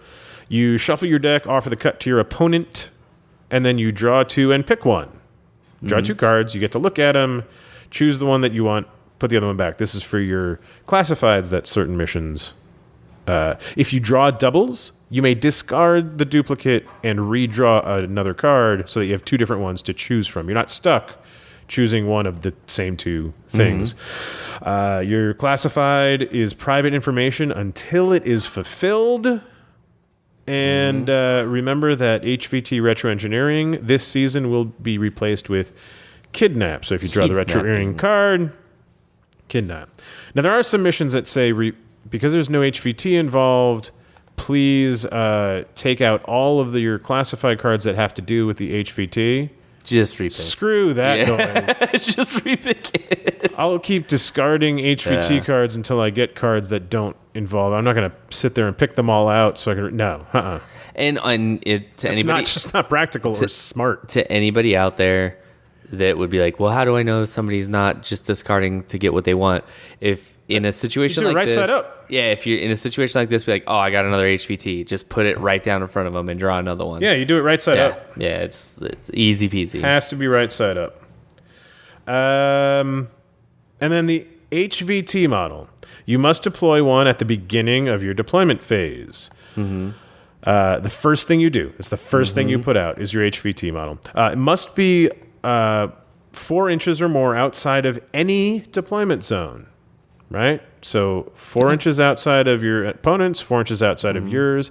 In missions like Power Pack, where you have odd-shaped deployment zones, 4 inches along the border. Can't be within 4 inches of a deployment zone. Also cannot be on top of or inside any kind of scenery element or building. Yeah, at the ground level. And it has to be in an accessible location. So, No hiding people. right. I imagine that there's probably a way you could set 4 buildings up together that with no doors, where there's a square in the middle that she could be put in. I say she because mine's the office lady I one. use Go-Go Marlene. And it's totally inaccessible. So I suppose that would be illegal. But basically, just on the tabletop, not inside of a building or on any buildings or on any scenery elements. Must be in an accessible location where people can get to her. And then Secure HVT is a special thing, again, for the newer players that we see a lot of questions come up weekly game night about Secure HVT. Explain how that works again. So you're allowed to swap the classified you drew, either one. If you have 2, you're allowed to swap one of them at the end of the game for Secure the HVT. Okay? So let's say you never got to forward observe a dude, or all your forward observers died. So you're not going to be able to get that classified that you drew, your forward observer one. You can swap out for Secure HVT to still get your classified points. Here's how you win the Secure HVT classified. Here's how you do it. You must have a trooper inside the zone of control of the enemy HVT, while at the same time, your own HVT has no enemies within its zone of control. So it's not enough just to be near theirs. You've got to also clear your area, and it's at the end of the game, right? Remember, it used to be at any time. Oh yeah, I'm gonna secure it right now. Yeah, exactly. That was annoying. It's at the end of the game, and you have to be within zone of control of the enemy HVT, and nobody in yours. Nobody can be in the no enemies can be in the zone of control of your own HVT, and then you get secure. Usually simple enough, but we get a lot of questions at game night, like, wait, how does secure work? Wait, I thought it was no, that's how you do it. Sometimes the HVT this year, however, will be a designated target. We talked about that being, what do you call it? They're hostile. Hostile. You know what's funny is we're talking about HVTs, right? And you have this new thing called Kidnap. And I was saying, hey, it's probably because retro engineering was... I can guarantee you that was probably one of the least picked classifieds, unless you're playing highly classified. So it's probably a complaint like, hey, nobody does this. It's extremely hard because not everybody has engineers that they can go out and do this, or have bots to go out and do this. It's just it takes too much resources. So they did this. While we were talking, like, I've skimmed in through the show veteran elite troops for each just vanilla generic faction. And right, pretty much every generic faction, if you go to elite, they have an 80 combat jump troop or infiltrator, like an airborne infiltration where you can come off any edge outside of the deployment zone. Like a Spetsnaz is elite. So you can come in and just, hey, I'm going to grab that, kidnap you off the table. A Speculo is elite. So if you wanted to go in and impersonate and grab her and take off, that's really easy to do if you're deploying second, or even have it as your reserve model, right? Because it's going to be out on the table by the time you put it out. So looking at the troops that are available, that is a lot easier to do than retro engineering. Then you come to Toha. No infiltrators or 80 combat jump that are elite or veteran or chain of command. Not really a lot of special ones. So, like elite troops, you have Gaurels. That's it. If you want veterans, you have a Kotel. Super jump, that's cool. Fast. Fast. You have Sakiel, a Sukiel, or an Ektros. So, and then if you want to go to chain of command, all you got is the new Takiyu. I can't even remember Takababas. The general. Yeah, or Strategos guy. Yeah, the Strategos or Keltar. Takiyu officer. Or Keltar. So they're the only faction that doesn't have like, I'm going to be up in your face and I'm going to grab your crap and leave. But they have so much smoke and multiple fire teams that they're fast enough to do it anyway.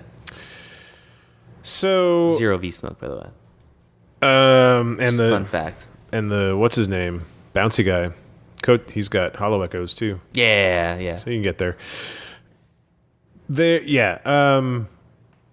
I never found HVT retro engineering any harder or using it like Dr. Worm would run Nurse Worms up to it and do the doctor one and the engineer one.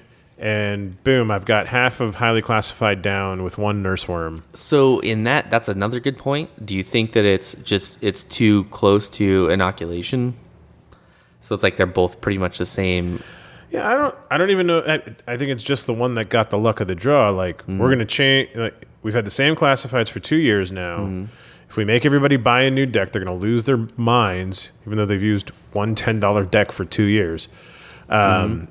Which I think I'd be totally on board with every ITS season new classified deck as long as it was published and available. There's other games that cost way more. The instant the season was available, right? We didn't have to wait for 2.5 months for a printing delay. Yeah, but like if it was printed and available, I would buy a new $10, $15 classified deck every season. Classified deck 29 season 9, boom. Yeah, and that's easiest way to change it up. And so, yeah, I think instead of doing that, because, people would lose their ever-loving minds. Because, oh my gosh, that is one more model I could have bought. yeah, that's true. Instead of that, like, we're going to change it, but here's, we're just going to change one card. We'll choose that one. But I like how different it is, though. Like the difference is what makes me think that it's like, hey. So you made a good point, Dr. Worm. Also, Toha, don't they have engineer and doctors, the bioengineers? Yep, Kumotel bioengineer. Yeah, so those two factions with Chaxa auxiliar servant guys that can go prone. Those two factions exactly can, if you were lucky enough and highly classified to get inoculate and retro engineer. Don't forget Sophatect.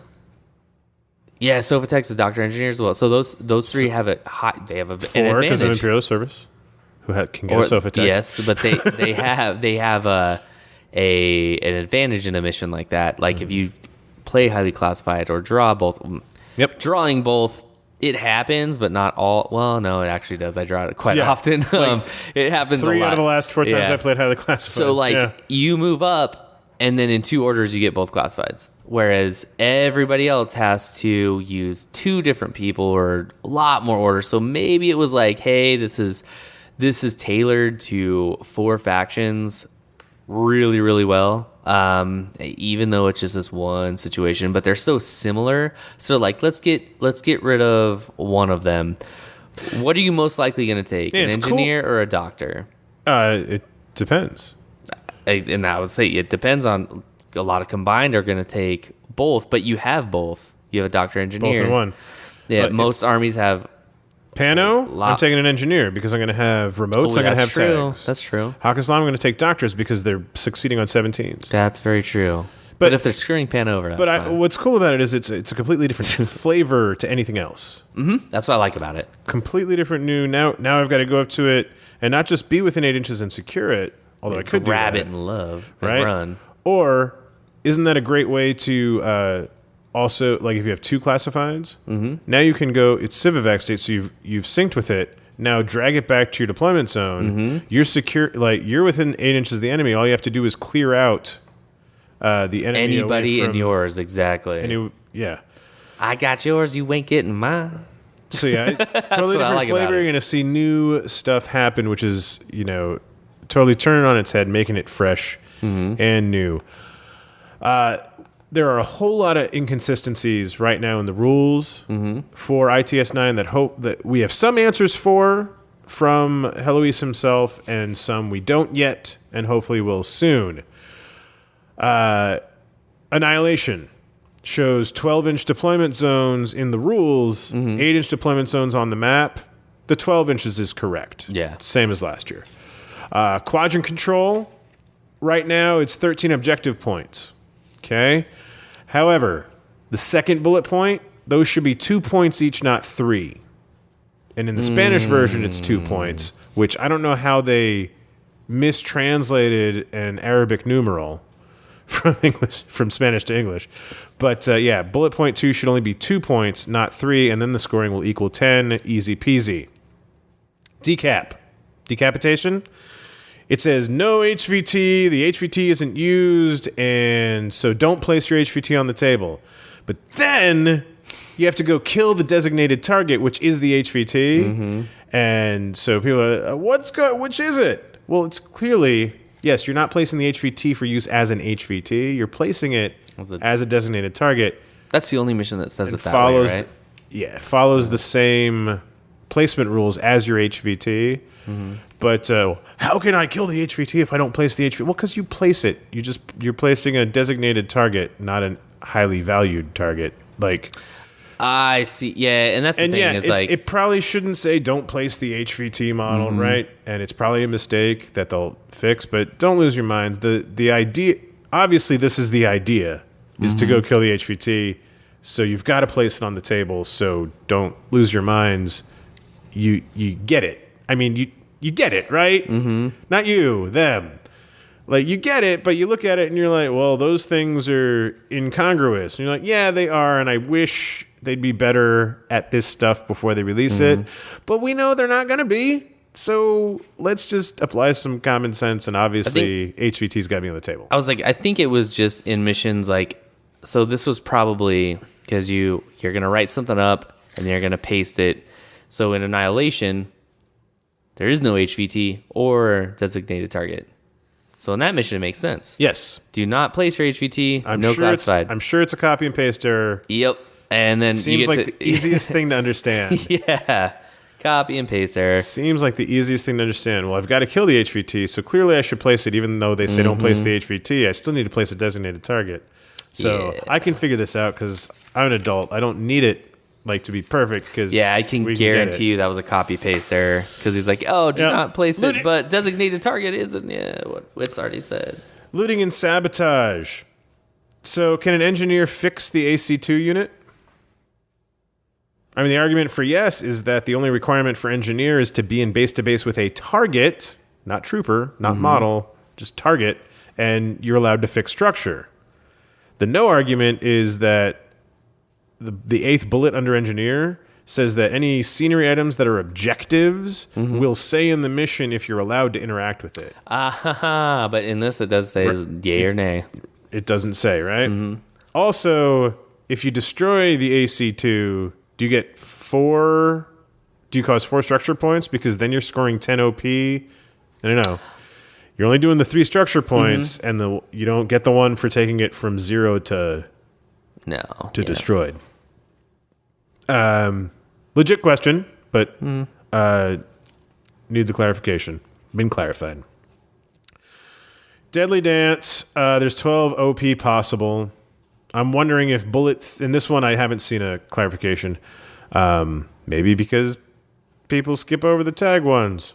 But the third bullet, should that be end of game instead of end of round? Because then it'll equal 10.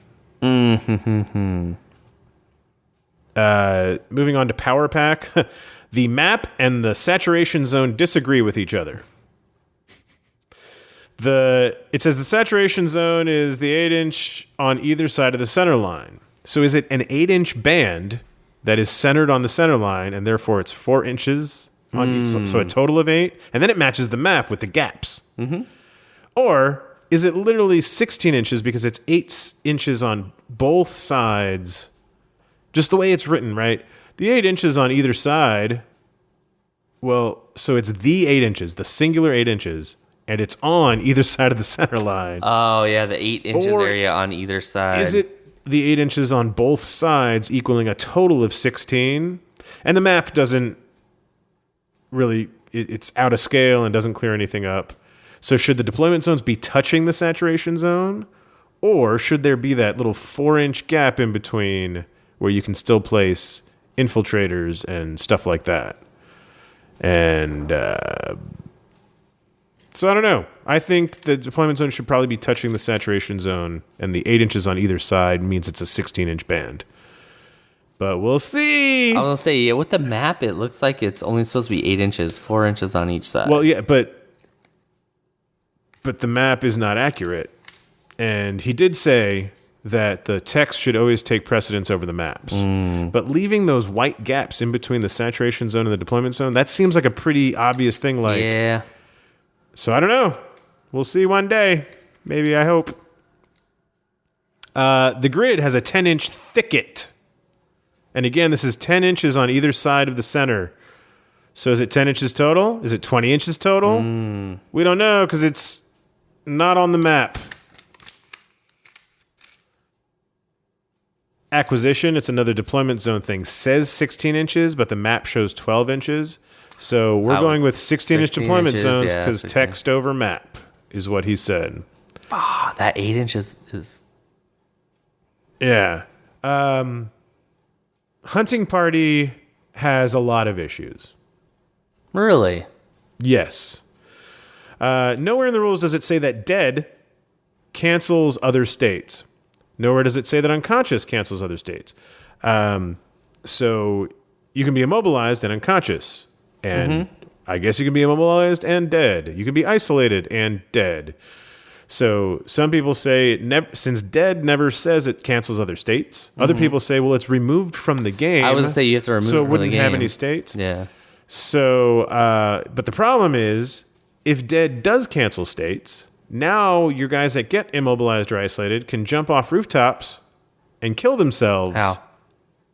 Use jump and then you fall. If you're immobilized or stunned, you can't. You're isolated. You get your own order. Oh, I'm thinking of adhesive launchers or immobilized. You can't perform any movement. If you're immobilized, you can't move. Yeah. If you're isolated, which is the other way you can hunt down someone. Okay, cool. I get my own order. I'm going to jump off this building. Oh, broke my neck, dead. I guess I'm no longer isolated. You don't get all the hunted down specialists or whatever, right? It also says that undeployed models count as hunted down. What's the difference between an undeployed model and a dead model that's been removed from the game? One that never got to the game or one that's been removed? So I think if it was hunted down and goes to the dead state, it still counts as immobilized or isolated. The rules never say dead cancels all states. And jumping dudes to kill him to avoid the hunted down thing is stupid. Yeah, I don't like that. But in this, if they do count, like if you do get isolated and you jump and you die, and you're like, you died in the isolated state, so you were in that state at the end of the game. So that's I think that's why people were saying that. IJW is currently arguing you're removed from the game, so you have no states. So hopefully he's wrong, so people aren't leaping off buildings with their irregular order that they get for being isolated, because that's dumb. This is another instance of the veteran troop, elite troop, headquarters troop getting ADHLs, but those things don't print on your army list, so you just have to know or remember or pencil in the ADHL or their troop classification. Hopefully that'll get added to Army when it finally updates. There's also the stuff when it says you have to kill a model. Now it's important because you get points if your data tracker kills a model. Yeah. So there's a whole bunch of questions around who done it. Who's the actual one to kill a model? If you have 3 guys that all fired combi rifles and the same ARO, and you fail 2 of your armor saves and go dead, then which one of them killed you? So you've got to roll them one at a time. Yeah, right? Wouldn't you just roll for each person that hit you? Same as if guy got hit by 3 different weapons. I'd have to roll each armor. Right, but usually you'd be like, well, I got 3 combi rifles, so you have to make 3 armor saves at damage 13. So in this, you would just roll them. In this here, instance, you'd have to roll them one by one. I would be like, well, one of them's my data tracker. If I deploy a mine, right, and if my data tracker deploys a mine, and then my data tracker shoots you, and the mine goes off, if it's the mine that kills you, did the data tracker kill you? Well, no. It was a piece of equipment. Even though he set it down, he didn't kill you. It's a piece of equipment that killed you. He doesn't get credit for setting it down. So, but this popped into my head earlier. It's like 10 pages of discussion, and we have 2 minutes. There's two different states. So, like, if a mine goes off, you're unconscious. But Shock, you're probably dead. Oh, that's a shock. That's right. That's a good point. Because I was thinking about that earlier. I'm like, well, what if somebody just goes unconscious and you run up with your data tracker and coup de grace, then technically your data tracker killed that person. That's the other one. Yeah. Is it the person that made it unconscious? Or the person that actually took him off the table. So in that case, it would be the data tracker that did the coup de grace, because it's when they enter the dead state or if they are in a null at the end of the game. So if you let them be unconscious till the end of the game, it's whoever put them in unconscious would count as killing them. If you go in coup de grace, it's whoever does the coup de grace, not whoever made them unconscious. So there's a lot of questions of who done it. You're like, oh, see, that mine blew him up, and my dude placed that mine in turn 1, and now it's turn 3. It's like, it doesn't matter. Your dude didn't kill it. That mine did. It doesn't matter that he placed the mine, because it's equipment. It's not your dude. Yeah, that's. I didn't think about that, but it was the unconscious coup de grace that was really getting me. Because that could be an advantage. Like, you could knock somebody unconscious and then run up and just coup de grace with your data tracker in a lot of those missions. So a lot of missions are gone now, including every mission that had an objective room. Yeah, it's insane. Right? So there are no more objective room missions. But the sky's not falling. You didn't waste your money, right? On a piece of terrain. They're not gonna. They're not gonna go out of business. It's still an 8-inch by 8-inch room, hopefully with a roof if you got a nice one. Mine has 3 levels. That's a great. That's a great building that takes up a nice chunk of table that you can use on literally any infinity table. It's not like they ruled 8-inch by 8-inch square buildings are no longer. Valid terrain pieces for infinity. No, that's ridiculous. No, that's still an awesome terrain piece that you have. You didn't waste money on it. The companies that make them aren't going to go out of business because no one needs objective rooms anymore. You still need terrain. Yeah, and it's awesome terrain. It's just some of the hot takes out there, man. People are loco, and it's all who moved my cheese, man. Who moved my cheese? See, that's one of the reasons too. Was like because not every mission called for the objective room to be infinitely high. So when I was designing my table, knowing that, I wanted a centerpiece that when it needed to be in the center would look really cool and be infinite, but when it didn't need to be, it was extremely useful. Like it's 3 levels. Still an awesome building. Yeah, 3 levels that you can go into with all kinds of different areas on every single side. So it's like, it just enhance it. Enhance your buildings. So we didn't even get into any of the missions specifically yet. And we're going to start doing that next week where we can really take our time and talk about all of them. That was just all the prelim stuff. Right. And the current problems and topics of conversation. But that's going to do it for us here at MayaCast. Thank you for listening to episode 149. We'll be back next week with episode 150. And until then, make sure you get out there and support your local game stores.